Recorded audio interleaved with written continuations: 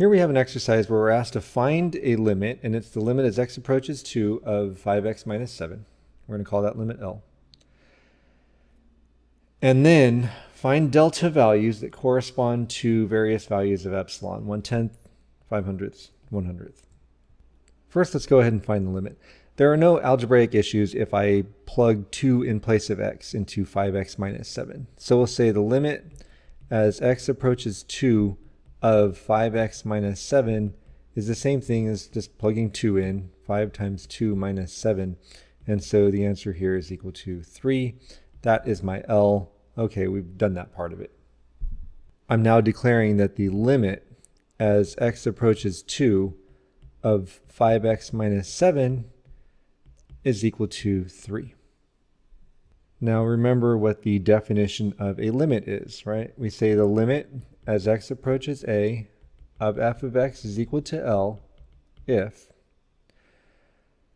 for every epsilon greater than 0, so I'm using mathematical shorthand, that upside down a is for every epsilon greater than 0, there exists a delta greater than 0, so that backwards e is there exists, such that if, yeah, I've done it again, that little backwards curly e, that means such that.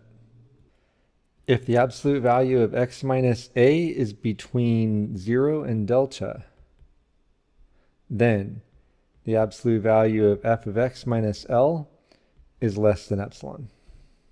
Now I want to focus on a couple of things. If for every epsilon greater than 0, there exists a delta greater than 0, such that these inequalities hold. And here's what we have.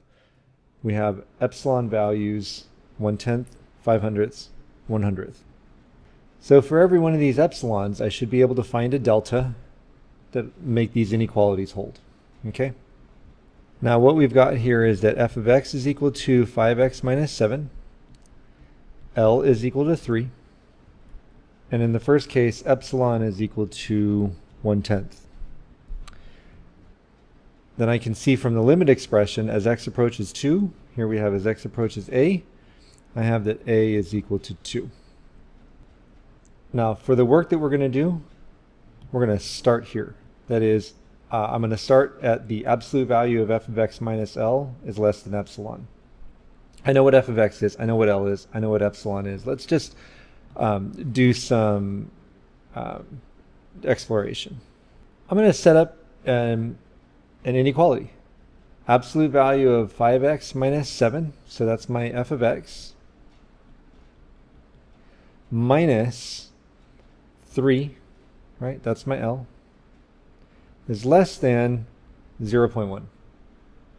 And if you just use your mathematical intuition, you can see, well, I have 5x minus 3, 5x minus 7 minus 3, and I feel like combining like terms. So I have 5x minus 10 is going to be less than 0.1. And I just, see that I have a common factor of 5 in both terms inside the absolute value. So what happens if I factor out that 5? Then I'm left with x minus 2. So absolute value 5 times the quantity x minus 2 would then be equal to 1/10.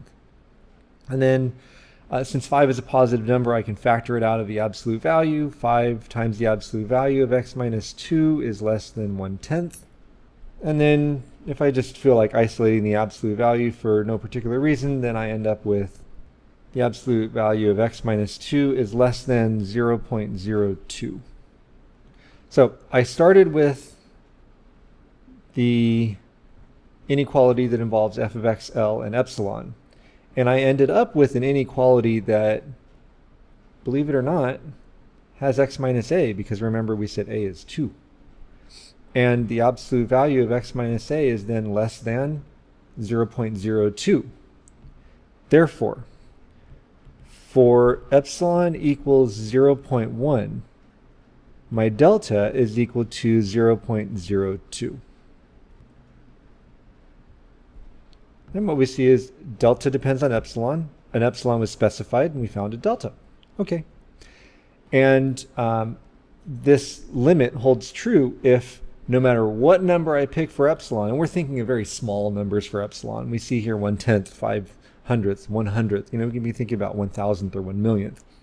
But you can see that I can put any of those numbers in here, and I can use these algebraic operations, and I will come up with a delta that corresponds to each epsilon. And in fact, instead of doing this now 3 times, next with 500ths and then with 100th, we're going to do this as we're going to do more exploration, and we're going to do it generically. We're going to say, suppose we say that the absolute value of 5x minus 7 minus 3 is less than just some random epsilon, and go through the same steps that we did before. Then the absolute value of 5x minus 10 would be less than epsilon. I'll shorten this up a little bit. You can see that this would lead to the absolute value of x minus 2 would be less than epsilon over 5. Well then, for epsilon equals 0.05, my delta would equal 0.01. And then for epsilon equals 0.01, my delta would equal 0.002. And that's all we were asked to do in this particular problem. Come up with the limit. Let me go ahead and box that. So find the limit L. We got that 3. And then for each epsilon, 1/10, 500ths, and 100th, find a delta. So we found for epsilon being 0.1, we got 0.02. For epsilon being 0.05, we got delta is 0.01. And then for epsilon being 0.01, we got delta is 0.002. This expression here, this epsilon over 5, tells me, hey, no matter what you tell me for epsilon, I'm going to be able to find a delta. In fact, epsilon over 5 turns out to be the delta every time. We're going to set that aside and then move on.